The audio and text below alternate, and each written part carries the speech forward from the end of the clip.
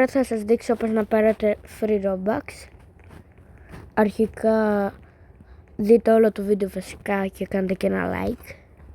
Τζάπα τα Robux θα τα δώσουμε. Ανεβαίνουμε πάνω στο αστυνομικό τμήμα, ξέρετε που είναι. Τουλάχιστον τα παίρνετε μέχρι να γίνει update. Πάμε εδώ πέρα. Μπαίνουμε εδώ, το βλέπετε. Και περιμένουμε και κάποια στιγμή μας βγαίνει ένα σήμα free Robux. Θα δείτε βασικά λέει Roblox.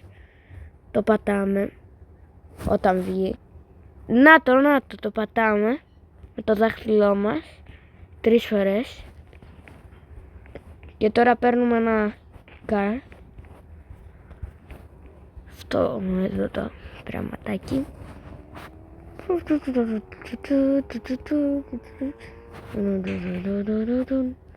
Φυσικά θα πάμε με teleport. Αν βρω κατευθείαν σωστό, μπορώ να κάνω καμιά στάση λάθος. Αυτό είναι. Ναι. Αν ανεβαίνουμε από εδώ πέρα, βλέπετε που έχει τον τοίχο. Μπαίνουμε και λέει πάλι εδώ Roblox. Το πατάμε 4 φορές και μας βγαίνει αυτό εδώ το σήμα. Το πατάμε 1 φορά. Φεύγει αυτό κατευθείαν.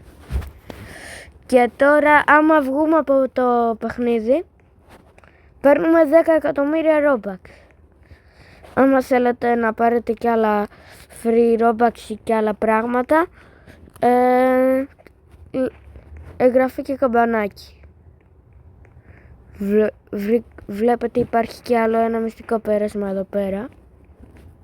Κοντά. Δεν κερδίζετε Robux με αυτό. Και μας βγάζει ακριβώς εδώ πέρα στη λίμνη. Αλλά αυτό δεν μας πολύ ενδιαφέρει. Like και εγγραφή για περισσότερα.